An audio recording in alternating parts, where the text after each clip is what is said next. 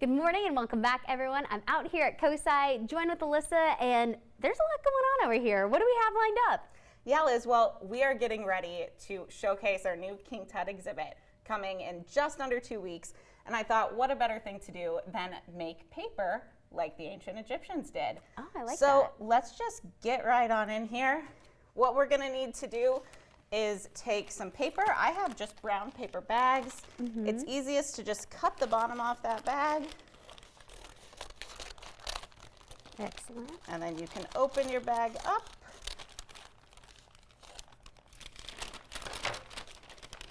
And then you can either cut down the middle and cut it in strips, or I like to just cut strips while it's folded over, because that...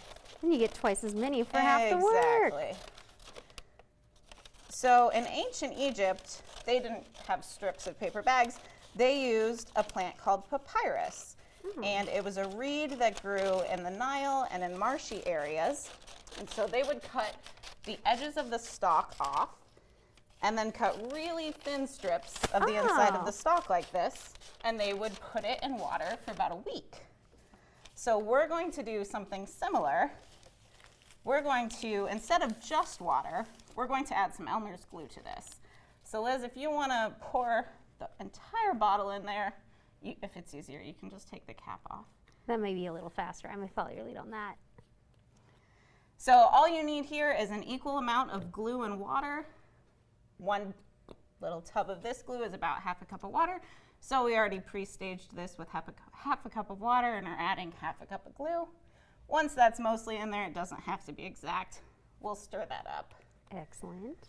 And so we have to do this because our paper bags don't have any sugar in them, but the papyrus plant did. So that is how they got all these strips to stick together. Oh, okay. So you can just give that a good stir. Now they let their reed strips sit in the water for about a week. We're gonna go for a second or so. I like this idea. That sounds much more efficient. Yeah, it'll be a little quicker. It's at least mostly mixed in, I think. Yeah, and so you can cut these strips as long or as short as you want for the size of paper that you want to make. Oh, excellent. And then what you're gonna do is just dip them in this mixture. Just glue and water, so we're not worried about anything. Get some of the excess off, and you wanna lay it on a piece of wax paper. Okay. And this will be so that we can get it off once it's dried. Just get them nice and submerged. Yeah, perfect. You can wring some of the excess off if you want, but it doesn't really matter. I feel like it's almost determining how messy it is. Exactly. You want a little messier project or a little cleaner project, you can do whatever you like. And the Egyptians would put one layer of strips out horizontally, and then once they were happy with that, they would lay the next layer vertically, or vice versa. Okay. So once you do this at home, you could have a whole set of strips, but right now I'm just gonna go over mine in a horizontal way, now that I already did the vertical strips. I like that. Is the important thing just making sure it all overlaps? Yep, you just want it to overlap so you don't have any holes once your paper is done. Okay. Oh, I like this a lot.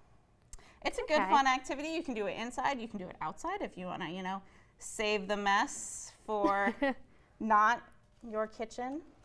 I like how take it outside. Every age can do this too. This is somewhere I think even my toddler age nieces could really have a lot of fun with this. Exactly. And so once you're happy with this, here we go. You're just going to let it dry overnight. And then the next morning, the next day, you're going to peel it off the wax paper, and you'll have your very own papyrus. That's so cool. Now, you can make them different sizes. This is one I made the other day. Oops. And I actually went online and Googled some hieroglyphs and made this spell out COSI. Now, it's not an exact translation, of course, but you can grab some crayons, you can grab some markers, you can Google some hieroglyphs for an added challenge, or just color away on your papyrus and share your artwork. I like that. And I like that even looking up things like the hieroglyphs can even add a little more to that excitement, since it doesn't sound like many places are going to be able to see this King Tut exhibit, especially here in the country this year. Yeah, we are so excited to be hosting it. Like I said, it'll start a week from Saturday, You can get your tickets online at COSI.org. Be sure to get them in advance because, like you said, it's going to be very popular and we're really excited to share it with everyone. Oh, I can't wait to see it. It sounds like it's going to be a great exhibit. And again, remember COSI.org. That's where you can look into the coming and going exhibits here at COSI, reserve those tickets in advance, or to go over this fun experiment and just how long it may take for all this to dry. You can head over to our website, nbc4i.com. So thanks again. Thanks, Liz.